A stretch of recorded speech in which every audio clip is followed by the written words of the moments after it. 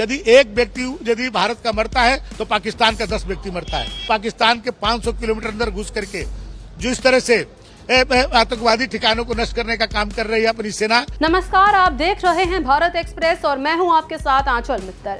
आज योगी सरकार की कैबिनेट बैठक के साथ साथ मंत्रिपरिषद की अहम बैठक भी संपन्न हुई। इस बैठक में सेना के शौर्य और साहस को सम्मानित करते हुए एक प्रस्ताव पारित किया गया। इस पूरे मामले पर हमारे संवाददाता रजनीश ने योगी सरकार में मंत्री दयाशंकर सिंह से खास बातचीत की। दयाशंकर सिंह ने सेना के पराक्रम को सलाम करते हुए उन्हें शुभकामनाएं दी। वहीं भारत पाक के तनाव के बीच दयाशंकर सिंह ने पाकिस्तान की भी जमकर खिल्ली उड़ाई। इसके साथ ही उन्होंने विपक्षी नेताओं खासकर राहुल गांधी द्वारा विशेष सत्र बुलाने की मांग पर भी खुलकर प्रतिक्रिया दी। दयाशंकर सिंह ने कहा कि विपक्ष का ये चरित्र नया नहीं है, ये वही लोग हैं जो अक्सर तुर्की और अजरबैजान जैसे भारत विरोधी देशों के समर्थन में खड़े दिखाई देते हैं।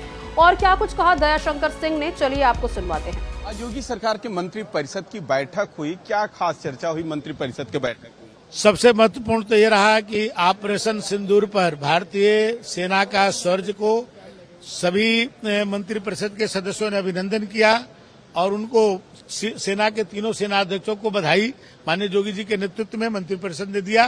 माननीय मोदी जी के नेतृत्व में जिस तरह से भारतीय सेना ने अपने शौर्य का प्रदर्शन किया, पाकिस्तान के अंदर घुस करके 500 किलोमीटर अंदर घुस करके कराची, इस्लामाबाद और रावलपिंडी में आतंकवादी ठिकानों को नष्ट करने का काम किया और आतंकवादियों को मार गिराने का काम किया और सकुशल बिना नुकसान हमारे पायलट हमारे सेना के लोग वापस आए।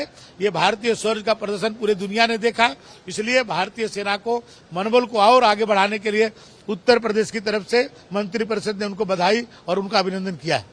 लगातार जिस तरीके से ऑपरेशन सिंदूर पर भी सियासी पार्टी अब सियासत कर रही है, राहुल गांधी स्पेशल सत्र बुलाने की मांग की, कह के विपक्ष के नेता आपके साथ रहे, इसलिए स्पेशल सत्र बुलाना चाहिए। देखिए, राहुल गांधी जी कि कांग्रेस पार्टी 2004 से लेकर 14 तक सत्ता में रही, उस समय भी आतंकवादी घटनाएं होती रहती थी। आप उस समय के रिकॉर्ड उठा के देख लीजिए।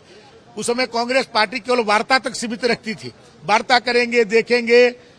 और आज जो है मोदी जी के नेतृत्व में वही सेना है।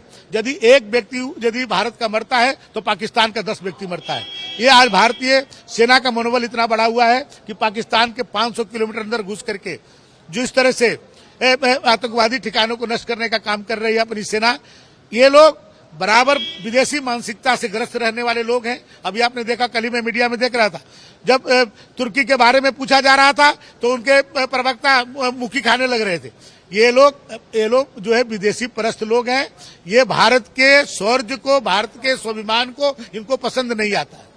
हमारे से दयाशंकर सिंह थे, वो कैबिनेट मंत्रिमंडल में जो बातें हुई, मंत्रिपरिषद में जो बातें हुई उसकी वो चर्चा कर रहे थे। उन्होंने कहा कि हम लोगों ने शौर्य के लिए बधाई दिया, साथ ही वो लगातार अपोजिशन के नेताओं पे फायर भी रहे। उन्होंने कहा कि अपोजिशन नेताओं का यह चरित्र रहा है जिसको पूरा हिंदुस्तान देख रहा है।